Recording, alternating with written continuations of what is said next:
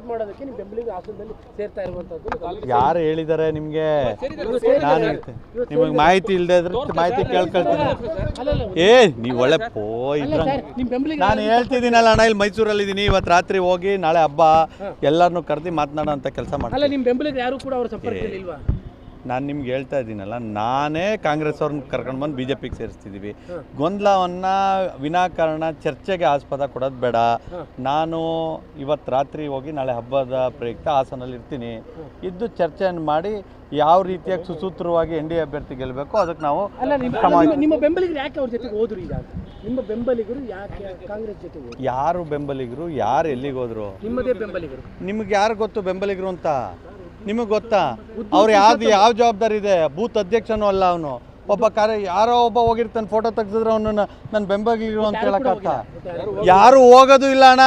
ನೀವು ಮತ್ತೆ ಸಭೆ ಮಾಡ್ತೀರಾ ಸರ್? ನಾನು ನಿಮ್ಗೆ ಹೇಳ್ತಾ ಇರೋದೇನು, ಇವತ್ತು ರಾತ್ರಿ ನಾನು ಹಾಸನ್ಗೆ ಹೋಗ್ತಾ ಇದ್ದೀನಿ. ನಾಳೆ ಹಬ್ಬ ಇದೆ, ಮಾತನಾಡ್ತೀವಿ. ಯಾವುದೋ ಒಬ್ಬ ವ್ಯಕ್ತಿ ಫೋಟೋ ಹೊಡ್ಸ್ಕೊಂಡ್ರೆ ಕಾಂಗ್ರೆಸ್ ಅವ್ರನ್ನ ಹೋಗಿ ನಾನು ಕಾಫಿ ಕುಡಿತಿರ್ತಾರೆ, ಒಂದು ಪಾಂಪ್ಲೆಟ್ ಕೊಟ್ಟರೆ ಅವ್ರು ಪಾರ್ಟಿ ಸೇರ್ಪಡೆ ಅಂತ ಆಗುತ್ತೆ. ನಿಮ್ಮ ಬೆಂಬಲಿಗರ ಸಭೆ ನಾಳೆ? ನಾವು ಯಾವ ಬೆಂಬಲಿಗರು ಸಭೆ ಇಲ್ಲ.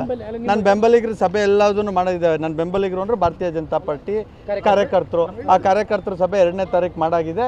ನಾವೀಗ ಚುನಾವಣಾ ಪ್ರಚಾರ ಮಾಡಬೇಕು. ಅದಕ್ಕೆ ನಿರ್ದಿಷ್ಟವಾದಂಥ ಪ್ಲಾನನ್ನು ಮಾಡಿ ಮುಂದೆ ಏನು ಮಾಡಬೇಕು ಅದನ್ನು ಮಾಡ್ತೀವಿ.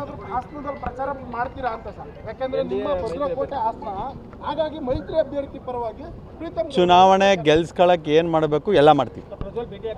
ಚುನಾವಣೆ ಗೆಲ್ಸ್ಕೊಳ್ಳೋದಕ್ಕೆ NDA ಅಭ್ಯರ್ಥಿ ಗೆಲ್ಲೋದಕ್ಕೆ ಏನು ಮಾಡ್ಬೇಕು ಎಲ್ಲ ಮಾಡ್ತೀವಿ. ಯಾವುದು ಕೂಡ ಊಹಾಪೋಹಗಳು ಇರೋದಿಲ್ಲ ಅನ್ನುವಂತ. ಅದು ನಿಮಗೆ ಊಹಾಪೋಹ ಇರುತ್ತೆ, ನನಗೆ ಊಹಾಪೋಹ ಇಲ್ಲ. ನಿಮ್ಮ ಊಹಾಪೋಹ ಬಗ್ಗೆ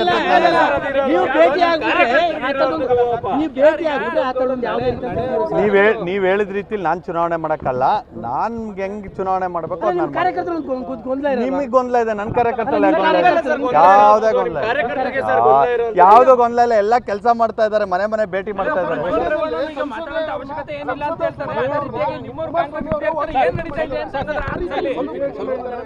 ಅಣ್ಣ ಆಯ್ತು, ಮಾತಾಡ್ತೀನಿ. ನಂದೊಂದು ಸಭೆ ಇದೆ. ನಮ್ ಬೇರೆ ಬೇರೆ ಇದೇನು ಗೊತ್ತಾ, ದಿನ ಊಹಾಪೋಹಗಳಿಗೆಲ್ಲ ಉತ್ತರ ಕೊಡ. ಯಾವ ಬೆಂಬಲಿಗರು ಕೂಡ ಕಾಂಗ್ರೆಸ್ ಅಭ್ಯರ್ಥಿಯ ಸಂಪರ್ಕದಲ್ಲಿ ಇಲ್ಲ. ನಾನು ಹೇಳೋದು ನಿಮ್ಗೆ ಅರ್ಥ ಆಗ್ತಿಲ್ಲ. ಕಾಂಗ್ರೆಸ್ ಅಭ್ಯರ್ಥಿ ಬಂದು ನಿಮಗೆ ಪಾಂಪ್ಲೆಟ್ ಕೊಟ್ಟರೆ ನೀವು ಕಾಂಗ್ರೆಸ್ ಅಂತ ಆಗಲ್ಲ. ಚುನಾವಣೆ ಯಾರಿಗೆ ಮತ ಕೇಳ್ತಾರೆ, ಯಾರಿಗೆ ಹೋರಾಟ ಮಾಡ್ತಾರೆ ಅನ್ನೋದು ಮುಖ್ಯ. ಎಲ್ಲರೂ ಮೋದಿಯವರು 3ನೇ ಬಾರಿಗೆ ಪ್ರಧಾನಮಂತ್ರಿ ಆಗಬೇಕು ಅನ್ನೋದು ನಿಶ್ಚಯ ಮಾಡ್ಕೊಂಡಿರೋ ಅಂತ ನಮ್ಮ ಕಾರ್ಯಕ್ರಮ.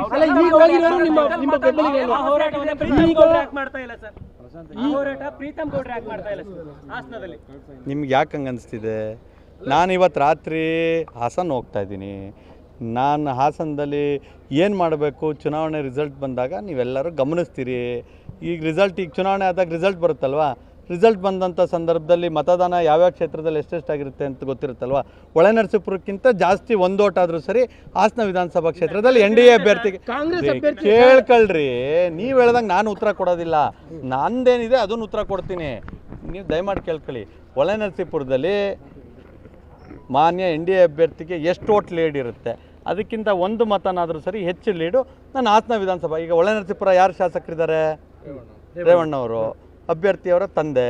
ನಾನು ನಿಮ್ಗೆ ಒಂದು ಮಾತನ್ನು ಕೊಡ್ತೀನಿ. ಹಾಸನ ವಿಧಾನಸಭಾ ಕ್ಷೇತ್ರದಲ್ಲಿ ಅವ್ರು ಎಷ್ಟು ಲೀಡ್ ಕೊಡ್ತಾರೆ, ಹೊಳೆನರಸೀಪುರ ವಿಧಾನಸಭಾ ಕ್ಷೇತ್ರದಲ್ಲಿ ಎಷ್ಟು ಲೀಡ್ NDA ಅಭ್ಯರ್ಥಿ ಪರ ಕೊಡ್ತಾರೆ, ಅದಕ್ಕಿಂತ ಒಂದು ಓಟ್ ಜಾಸ್ತಿ NDA ಅಭ್ಯರ್ಥಿಗೆ ಹಾಸನದಲ್ಲಿ ಲೀಡ್ ಕೊಡ್ತೀನಿ. ನನ್ನ ಜವಾಬ್ದಾರಿ.